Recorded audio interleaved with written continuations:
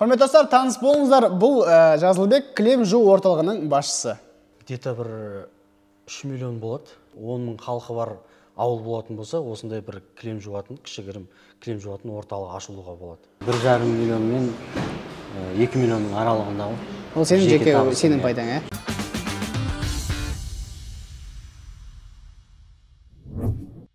Тазалық адамның өмірінде үлкен орын алады. Қазіргі уақытта сол тазалықты кәсіпке айналдырған көптеген клининг орталықтары бар. Солардың бірі кілем жуу орталығы. Осы шығарылымда кілем жуу кәсіп ретінде қанша ақша келеді? Алғашқы 1 миллион таза пайдаға қанша уақытта жетуге болады? Және де тағы да басқа қызықты сұрақтарға жауап алатын боламыз. Бұл іскер және оның жүргізушісі мен Ізбасар Дәулет. Ассалаумағалейкум.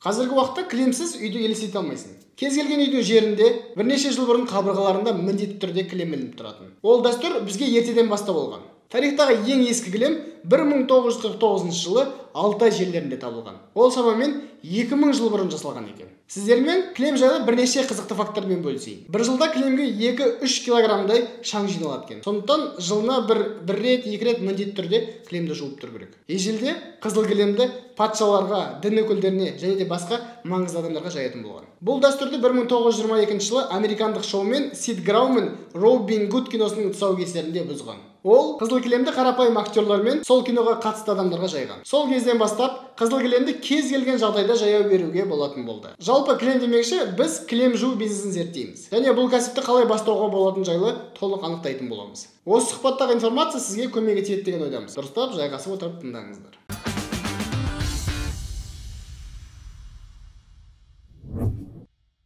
Құрметті достар, таныс болыңыздар. Бұл Жазылбек кілем жуу орталығының басшысы. Біз қазір қай жердеміз? Біз Алматы облысы Талғар қаласында 70-80 мың халқы бар Талғар қаласында кілем жуу орталығындамыз. Так, осындай емес минимальный кілем жуу орталығын ашу үшін қанша ақша керек? Енді біз 3 жылдай болды ашылғанымызға, ол кезде примерно бір 3 миллион, 3,5 миллиондай кеткен. Қазіргі бағамен салыстырғанда где-то бір 4 миллион жобасында ашылуға болады. Қазір уже 4 миллионға қымбаттап кетті. Жарайды, менде бір 4 миллион бар дейік. Мен неден бастау керекпін? Поэтапна түсіндірші? Тек ең алдымен осындай орталықты іздеу керек. Немесе бір здание болсын, қолайлы бұл мойка болсын, соны арендаға жер іздеуіміз керек. Сосын ол жер жалпы конкуренция аз болғаны жақсы барынша. Сосын конкуренцияның өзін зерттеп алу керек, негізі ашылады. Бірінші локация. Бірінші локацияны қарау керек. Конкуренция жағын қарастыру керек. Конкуренция жағын, локацияны қарастыру керек. Сосын уже ол конкуренцияны қарастырғанда да анализ жасау керек. Конкуренцияның ішінде зерттеу керек, кілемді жуып атқан адамдар бар ма, кілемдері бар ма. Егер де қолайлы болса, конкуренция аз болса, онда ашылуға болады. Мысалы, осы Талғар қаласында конкуренция жағы қалай былайша? Конкуренция жағы кішкене қазіргі уақытта көбейді, бірақ та біз уже 3 жыл болғандықтан уже өзіміздің постоянный клиенттеріміз бар, уже конкуренцияға онша қатты байланысты емес. Ал басында ашылған кезде конкуренция өте аз болды. Мен соған сүйене отырып, осындай цех ашқым келген клиент. Түсінікті. Мысалы, қазір 70 мың, 80 мың адам тұрады, Талғарда. Соның ішінде, мысалы, примерно қанша кілем жуу орталығы бар негізі Талғарда? Қазірге уже 8 бар. Мен ашылған кезде где-то бір 3 болған. Сендер 3-ші болып ашылыңдар, иә? 3 болды, 3-ші болып ашылып, қазір уже 7-8-ге кетіп қалды. Кейбіреулері ашылады, істей алмай жабылып атқандар бар. Сондықтан қыста істемейтіндер бар қазіргі уақытта. Өйткені ішін жылыту қиын болады да, сол үшін қыста ашылады, жабылады да, жазда күн жылғанда қайтадан ашыла береді. Түсінікті. Осы кілем жуу орталығын ауылда ашса бола ма, ауылдық жерлерде? Әрине болады. Негізі жобамен санағанда бізде 8 мың, 10 мың халқы бар ауыл болатын болса, осындай бір кілем жуатын, кішігірім кілем жуатын орталық ашылуға болады. 8 мың, 10 мың халқы болса ашыла бересің, ауылдық жерлерде ашылуға болады.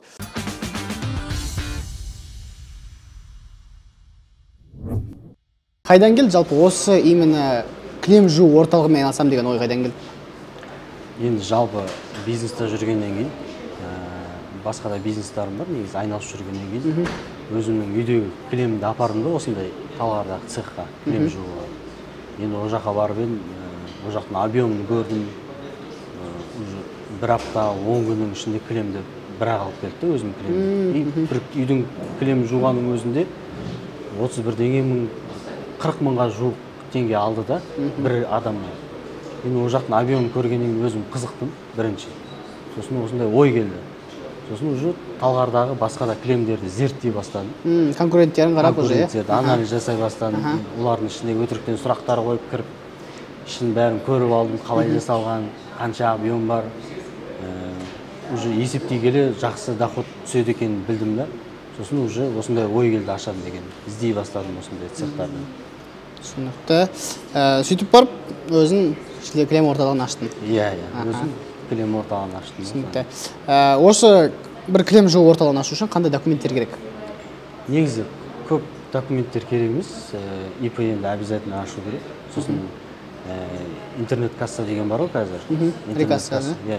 Рекассамен жұмыс істей берсең болады. Негізі өзіміздің бір бухгалтер бар.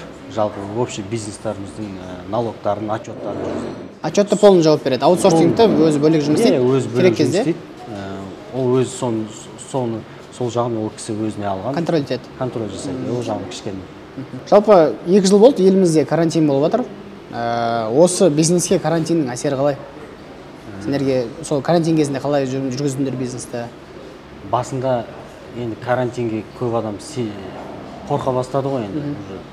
Мен телевизордан естиді, аяқтан естиді, одан бөлек тағы жақындары ауыра бастады. Содан кейін уже сәл клиенттер азайды бізде басында. Одан кейін уже бәрі үйреніп қалғаннан кейін ба, одан кейін үйреніп, қайтадан өзіміздің клиенттер хабарласып, қайтадан заказ басталды. Заказ басталды. Уже біздің водителіміз ғана негізгі жұмыс жасайтын клиентпен көзбе-көз кездесетін водительдарымыз біздің. Олар уже маска киеді, қолдарына перчатка киеді, антисептикпен қайта-қайта кіріп шыққан сайын.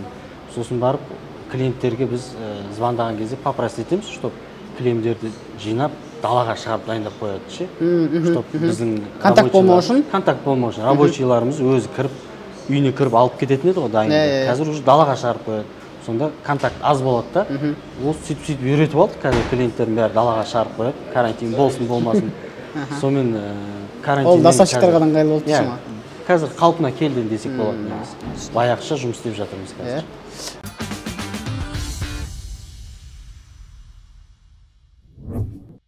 Қарапайым автомойкадағы кілем жуу мен сендердің айырмашылықтарың қандай? Айырмашылығы өте көп. Өйткені обычный мойка біріншіден олар өздерінің клиенттерін алып кетпейді, алып келмейді. Клиенттер өздері алып келіп тастау керек. Сосын барып алып кету керек. Сенде доставка бар? Доставка бар бізде. И апарып тастайсың. Апарып тастаймыз, дайын болғанда апарып тастаймыз, алып кетеміз заказ қабылдап. Біріншіден, екіншіден олар кілемді біз сияқты машинкамен жуылмайды. Олар үстіне обычный кілем пенаны шашады да, кешірмен шаяды да, оны күнге жайып қояды. Ол өте жаман минус та, өйткені погодаға өте қатты байланысты олардікі. Тек күннің жылуы болған кезде ғана олар кептіріп уақытында бере алады. Ал бізде ондай емес, бізде погодаға байланысты емес, ішіндегі сушилкамыз бар, сушилкаға жайылады. Любой уақытта суық болсын, жаңбыр болсын, оған байланысты емес, алған уақытымызда, алған беретін уақытымызда беріп отырамыз. Біріншіден. Сосын біздікі ол щетка деген арнайы аппарат, арнайы кілемнің ворстарын көтереді. Біріншіден. Ол уже кілемде свежий болады. Пышность пайда болады. Пышность пайда болады. Новый кілем сияқты болып қалады. Көтерілгеннен кейін де жұмсарады да, оның кірі де жақсы кетеді. Сосын барып, ол тез кепкеннен кейін, арнайы аппаратта кепкеннен кейін, оның ешқандай иісі болмайды, тап-таза болып, новый күйінде барады, упаковкілен. Түсінікті. 1 квадрат метрге сендер қанша аласыңдар мысалы? 1 квадрат метр 400 теңге. 400 теңге?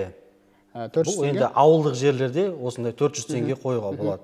Ал қалалық жерде ашылатындай болса, онда қалалық жерде 700-800 соған дейін барады. Квадрат метр 400 теңге, бұл жаққа самовывозда доставкада кіреді. Алып кетеді.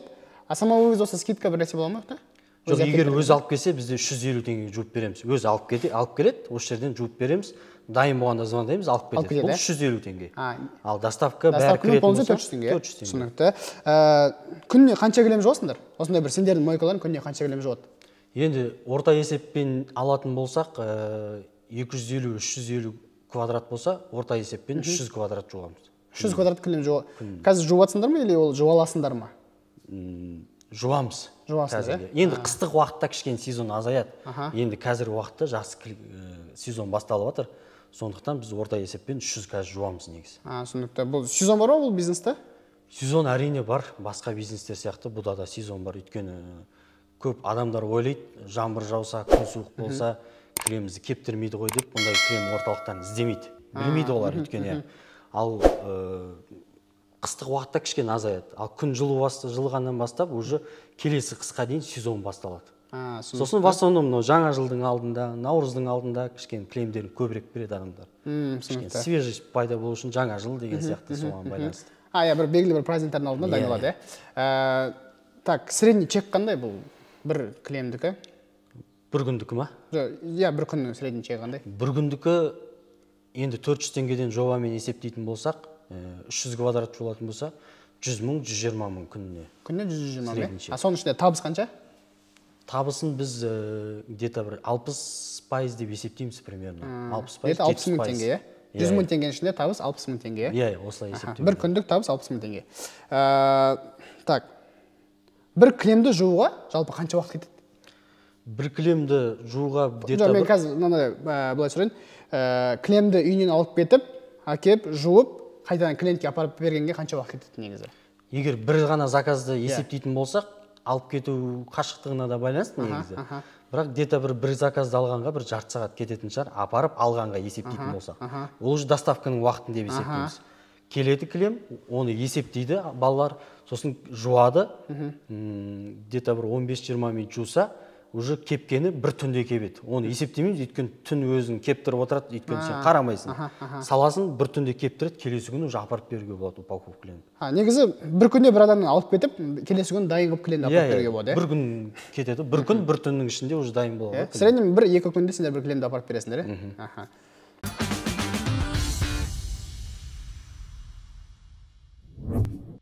Жалпы адамдарды қызықтыру үшін қандай реклама түрін пайдаланасыңдар? Адамдар тарту үшін?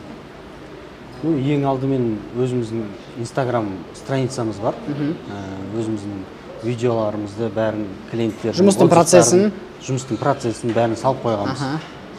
Instagramмен осы Талғар қаласында таргет жасаймыз. Біріншісі. Одан кейін қазір кез келген ауылда, кез келген қалада өзінің Instagram парақшалары бар ғой, рекламный. Пабликтер, криспи, жарнама деген сияқты. Вот сондайларға берсе де жақсы. Тек қана сол қаланың тұрғындары болғаннан кейін одан жақсы кетеді. Прямой целевой аудитория сияқты тұрады дейсің ғой? Целевой сияқты. Тек қана саған қарап отырса, клиент көріп қалса саған хабарласады да. Оған енді стабильно береміз. Ол бізден сол рекламадан түспейді ол.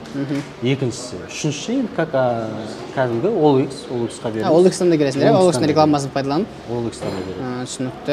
Түсінікті. Жалпы осы бизнестің болашағы бар деп ойлайсың ба? Жақын арада қанша жыл өмір сүреді дейсің бұл бизнес? Бұл бизнестің болашағы өте алыста негізі.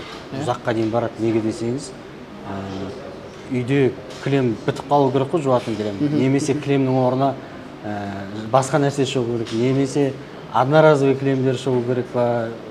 Кір болған кезде жуып лақтырып тастайтын. Оған дейін барам дегенше дейін бұл бизнес тоқтамайды негізі.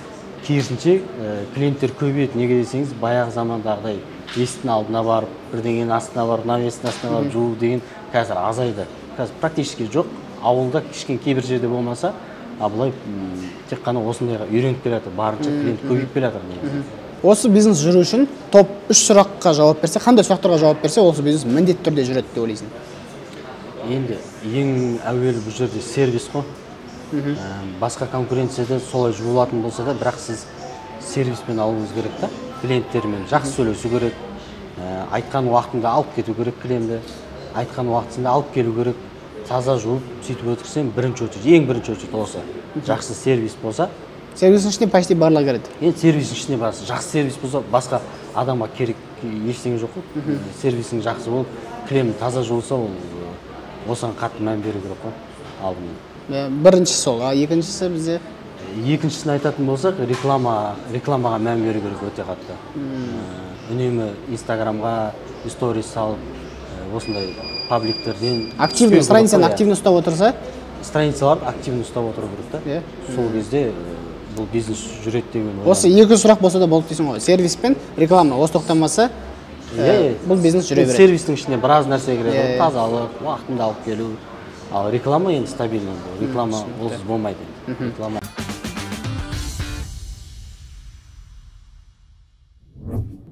Жұмысшы қажет ете ме? Және олардың атқаратын функциясы қандай? Сенің жалпы бұл бизнесте атқаратын функцияң қандай? Негізі басында ашылған кезде өзіміз жүрдік. Өйткені өзім жүрдім, бәрін контроль жасау керек. Жұмыстың қиындылығы қаншалықты оңай. Өздерің кілем жуып жүрдіңдер, иә? Кілемді де жуып көрдік, сығып та көрдік, доставканы да жасап көрдік. Өйткені білуіміз керек қана жұмыстың қаншалықты жұмысшы қажет ететінін. Одан кейін уже бәрін орнына қойдық. Қазір 5 жұмысшы істейді. Мен тек анда-санда келіп, кассаны тексеріп, контроль жасап кетемін. Звонокты басқа администратор қабылдайды. Жалпы қанша жұмысшы? 5 жұмыс істейді. 5 жұмысшы. Мысалы, екеуі доставкада жүреді, кілемді апарып, алып келіп жүреді. 2 адам жуады кілемді, и 1 адам сол алып келген кілемді қабылдап, жазып, звоноктарды қабылдап отырады. Администратор? Администратор. Қара, мекта доставкадағы көмесе мысалы водительдерді өз машинасымен бола ма, әлде сендер машина бересіңдер ма? Қалай бұяқта? Енді біз басында жұмысшы алған кезде бізде доставкаға машина болған жоқ, өзіміздің машина болды. Содан кейін біз жұмысшы іздегенде бірінші машинасымен іздеп көрдік. Ондай да вариант бар, иә? Ондай да вариант бар. Ол енді кішкене оңайырақ вариант. Машинасымен іздеп көрдік. Олай кішкене табу қиын да адамды. Одан кейін өзіміз машина алғаннан кейін чисто уже водитель кішкене қаланы білетін, сондай водитель ғана алдық. Негізі бастапқы ашылатқан адамға құры машинасы бар адамды іздеген выгодно, иә? Выгодно бұл. Пока какой-то оборотқа жетіп алғанша, иә? Иә. Мысалы, қаншалықты жұмысшы табу қиын бұл бизнесқа?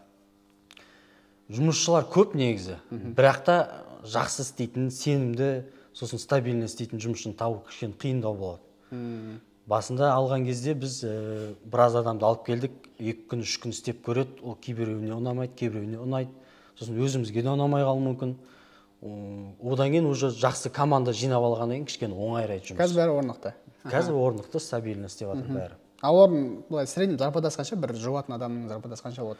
Бір жуатын адам екеу болса, аудандық жерде, осындай кішігірім жерде 2 адам жуатын болса, мысалы, оның главный тек қана роторканы ұстайтын адам. Роторка деген жаңағы щеткасы.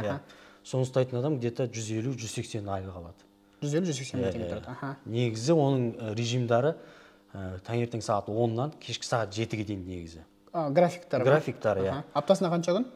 Аптасына 2 күн демалуға болады. Бірақ қатарынан емес, аптасына бір 2 күнді алып, понедельник, среда или четверг, пятница деген, четверг, суббота деген сияқты 2 күн демалады. Бірақ та демалмай ары қарай істеймін десе, тағы да үстіне ақша қосылады. Дополнительный доход қосыла береді. Күніне қосылып төленеді. Түсінікті. Бірақ объем бар кезде олар, скорее всего, тоқтамай жұмыс істейді сияқты, иә? Ну, в основном бізде сондай балалардың бәрі тоқтамай істейді, өйткені жұмыс ондай қатты қиын емес, өйткені өзінің определенный жұмысы бар, соны істейді да қоя қояды да. Сол үшін стабильно істейді бізде. Бір айына бір 2 күн, 3 күн ғана демалыс сұрап кетеді. Қалған күндері жұмыста, иә? Жұмыста қалған.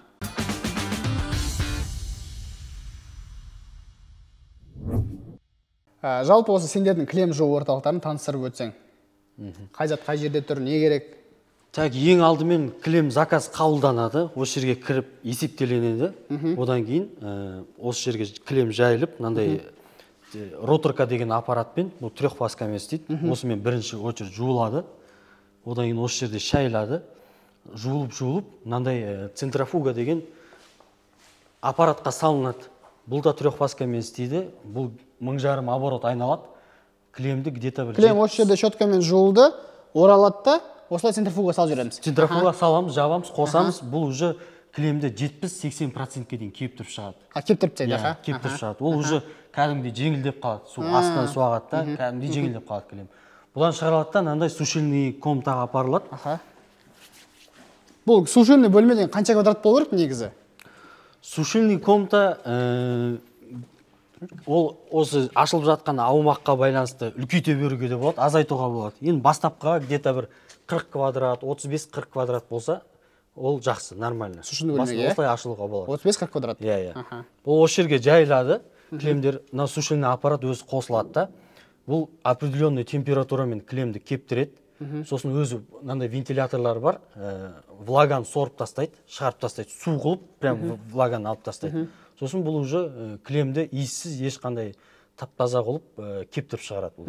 Уже 100% кебеді. Бұл далаға байланысты емес, погодаға байланысты емес. Погодаға қарамайды, любой кезде, любой сезонда кептіре береді, иә? Мынау, мысалы, қай жерден алдыңдар бұны негізі? Бұл біз интернеттен қарадық негізі. OLX-та да бар, иә. Көп, объявлениялар. Объявлениялар көп, өзіңіз таңдап аласыз, шығара алатын жеріне байланысты. Мысалы, бір тонның бағасы қанша бұның? Бұл қазіргі уақытта миллионнан жоғары тұрады. 1.200.000, 1.300.000. Ол осы сушильный цехтың, сушильный комнатаның объемына байланысты. Сіз объемын айтасыз, мынаншадан мынанша квадрат. Соған подбор жасап береді? Подбор жасап береді. Соған орай бағасы да өзгереді кішкене.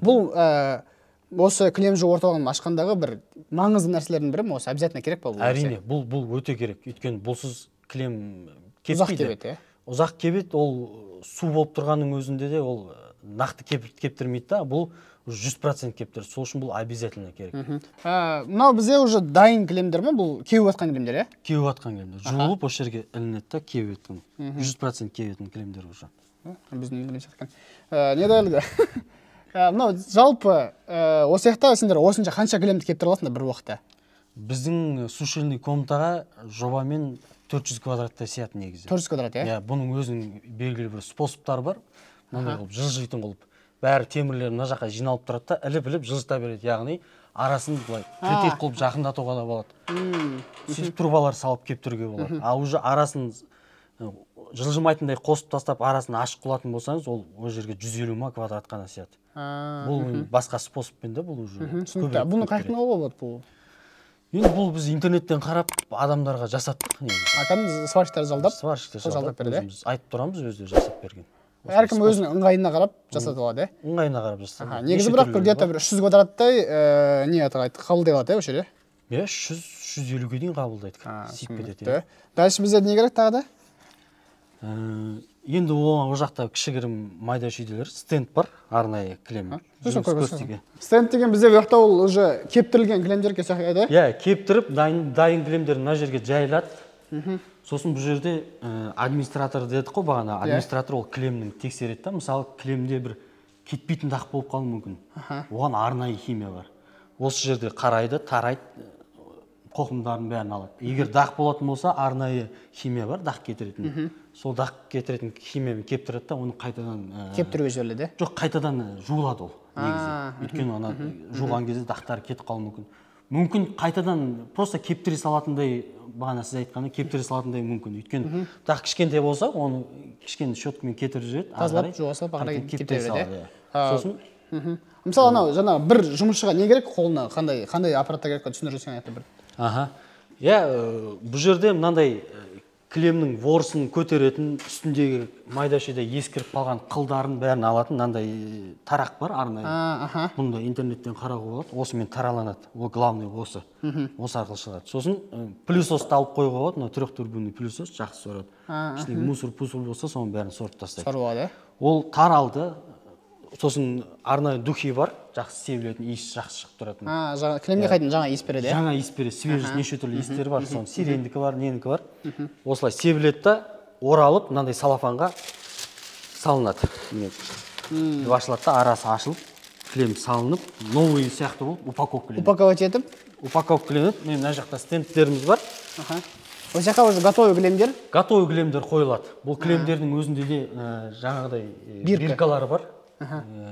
Өзінің адресі, номері, телефон номері, соның бәрі бирка қойылады, доставщикқа беріледі? Доставщик жоқ, ол кілемге бірден ұрылады. Кілемге ұрылады. Ол заказды қабылдаған кезде бірден кілемге ұрылып, адрес бәрі жазылады. Ол биркада біріншіден адрес жазылады, екіншіден ол жерде біздің логотипіміз және номеріміз бар. Уже болашақта? Уже реклама. Түсінікті. Болашақта олар уже осыған қарай салады да, звондай салады сендерге? Содан қарайды да, уже интернеттен қайтан іздесе, уже басқаға түсуі мүмкін ғой. Сол үшін кілемнің астын ашса, біздің бирка тұрады, қайтан бізге звондайды. Обязательно бәріне бір бирка қойылады. Мына қара, мына жақта бізде получается, ең барлық кілемдер бірдей емес қой? Бір проблемный кілемдер бар шығар, қандай бір проблемный кілемдер? Дұрыс айтасыз, өйткені кілемдердің ішінде бір арабский кілемдер, вискоза деген кілемдер бар, кішкене кебу жағы да қиын, жуылу жағы да қиын, сондай кілемдер бар. Оның да тәсілі бар, уже ашылып істегеннен кейін уже зерттеп қалай істеу кереккен бәрін үйреніп аласыздар.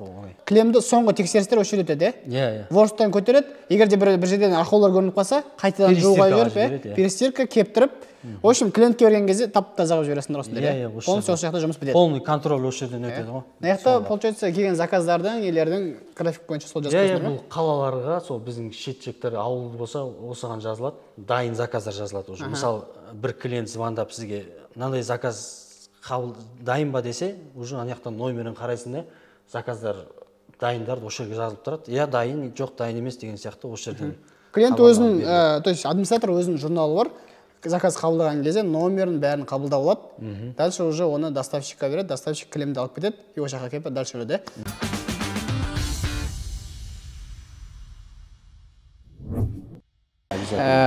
Жалпы осы бизнесте сенің жеке бір айлық табысың қанша сенің? Енді бағана жоғарыда айтып кеткендей, сол 1,5 миллион мен 2 миллионның аралығында ғой. Ол сенің жеке сенің пайдаң, жеке пайдасы. Түсінікті. Бұл бизнесті бір адам аша берсе бола ма? Әрине, бір адамдық бизнес қой, бір адам, екі адам, енді бұл объемға байланысты. Егер қалада ашатын болсаңыз, сіздің аудиторияңыз, клиенттеріңіз көп болатын болса, екі адам біріксе, кішкене оңайырақ болады. Ал кішігірім қалашықта, ауылдық жерде ашылса, онда бір адам аша. Бір адам ойланбастан аша беруге болады. Ойланбастан аша. Оңай, қатты қиын емес деген. Осы бизнес түсінен бизнес дейді ғой.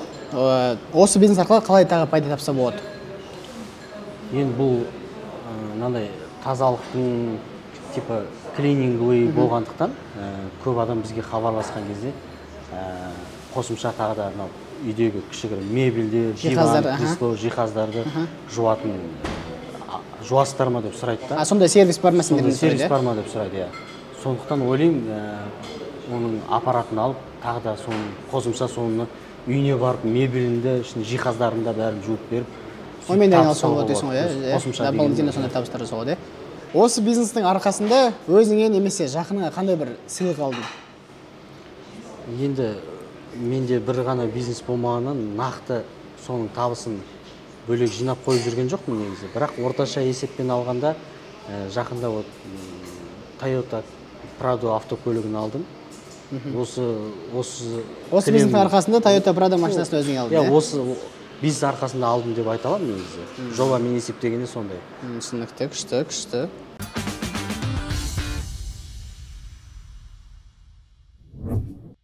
Центрофуганың жалпы орташа бағасы қанша бұның? Центрофуга кептіретін жаңа аппараттың, где-то 1,5 миллионнан басталады ең арзандар. Бағанағы айттым ғой, 320 и 420 деген екі түрлі размер бар. Негізі сразу айтайын, ашылатын адамдарға 420-сын бірден алу керек. Үстінен 500 мыңға қосса да 420-сы. Өйткені 320 деген уже. Ол кішкентай кілемдер. 320 десе ол 3 метрлік кілемдер. В основном бізде кілемдер 4 қой ені, ең үлкендері. Одан артық ондай көп кілем жоқ, қолданбайды в основном. Түсінікті. 4-тен басталады. Ал мына жақта химикат қаяқтан аласыңдар сендер химикатты? Негізі ол да қиын емес, өйткені OLX-қа қазір химияны жазсаң неше түрлісі шығады, неше түрлі фирма шығады. Ол сан табуға болады, е? Оны вообще қиын емес, иә. Өзіңіз ананы аласыз, ана фирмадан, мына фирмадан алып, жақсысын алуға болады ғой.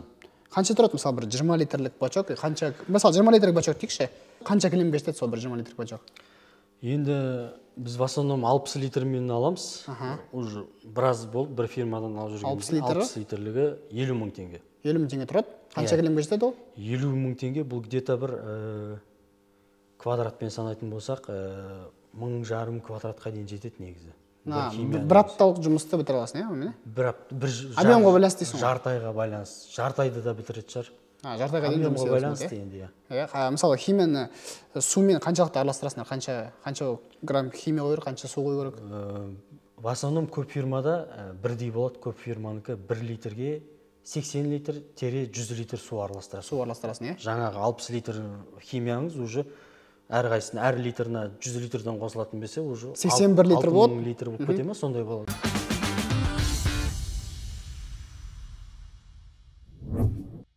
Осындай кілем жуу орталығына міндетті, обязательно, енді бастап атқан адамға болу керек нәрселерді айтып жүрсең, қайтадан? Енді помещениеден бөлек ең бірінші центрофуга болу керек. Кептіретін. Кілемді кептіретін. Роторка болу керек, бұл кілемді жуатын щетка. Содан кейін сушильный камера тұру керек. Сосын мынандай кішігірім доска болу керек, площадка. Бұл уже кілемді қарайтын контрольный. Осы 4 нәрсе болса уже кілем бола береді, е? Болады, ашылуға болады. Мысалы, сендер арендаға алып отырсыңдар ма жерде? Бұл жер арендада. Бұл қанша квадрат мысалы? Бұл общий где-то 200 квадрат, мынаны демалатын бөлме. демалатын отдых қосқанда где-то 230 квадраттай болатын шығар. 230 квадрат жер, осы арендаға немесе бір сатып алғанда помещение неге бірінші мән беру керек? Помещение негізі геолокацияға ондай қатты байланысты емес. Ол сіз доставкамен істейсіз в основном ше. Апарып алып келесіз. Сол үшін тек зданияның өзі желательно осындай автомойканы алған жақсы неге десеңіз. Бұрынғы автомойка болған жерлерде. Осындай жерді іздедік та бізде, өйткені уже дайын тұрады, су өзі ағып кетеді, ішінде трехпаскасы обязательно болу керек. Судың давлениесі жақсы болу керек.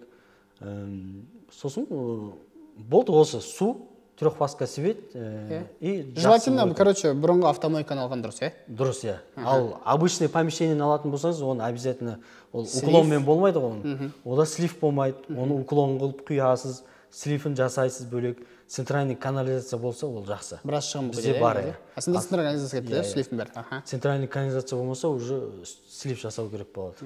Түсінікті. Осы сендердің кілем жуу орталығының бір айлық выручкасы қанша? Орташа есеппен, соның ішінде таза пайда қанша? Бір айлық где-то бір 3 миллион болады. 3 миллион түседі? Бұл общий обороты. Таза пайдасы 1,8 миллион қалады. Ол жаңағы расходтың ішіне аренда кіреді, жұмысшылардың айлығы кіреді, свет, химия, су, соның бәрі кіреді. Сонда таза доход где-то бір 1,8 миллион ғой. 2 миллион, осындай сендердің автомойкаларын ақтауға қанша уақыт кетті? Енді бастапқыда клиент жинау бар, не бар? Сендерге лично өздеріне қанша уақыт кетті? Бізге басында клиент жинау өте қиын болды бізге, өйткені басқа да фирмалар болғаннан кейін бұның алдында бізге кішкене үйрену үшін ұзақ уақыттай келдік, где-то бір 3 ай 4 айда клиенттерді үйреттік.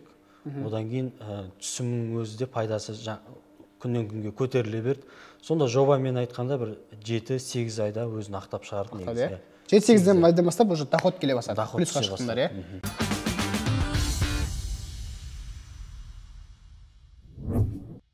Давай қорытындылайық.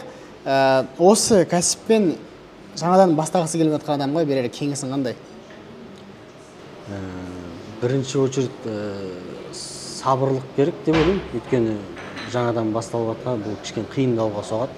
Сабырлық танытса, қалғанын уайымдамай қойса болады, негізі жүретін бизнес. Өзгеріп назарын салып не істейтін болса, қорқпай аша беруге болады. Біздің көрермендерге арнайы арналған конкурсымыз бар. Кімде-кім осы видеоның астына комментарий жазып, лайк басып, достарының бөлісетін болса, ең көп лайк жинаған комментарийға беретін сыйлығымыз. Біз кілем жуу орталығы болғаннан кейін, тегін осы Талғар қаласында болса, қол жетімді жерде болса, кілемін тегін жуып бере аламыз. Жақын арада болса, кілемін тегін жуып бере аласыңдар, Егер алыс жақтан болып жатса, ыңғайсыз болып жатса, апарып алып келу. Осы кәсіпкерлерге арналған жақсы бір бизнеске байланысты кітабым бар, соны берейін. Құрметті достар, осымен біздің кезекті шығарылымыз аяғына жетті. Сіздерге керекті барлық сұрақтарға жауап алдық деген ойдамыз. Егер де бір қойылмаған сұрақтар болса, комментарийға жазыңыздар, міндетті түрде жауап беруге тырысамыз. Бастысы бар болыңыздар, дами беріңіздер, кәсіппен айналысыңдар және бізбен бірге болыңыздар. Рахмет.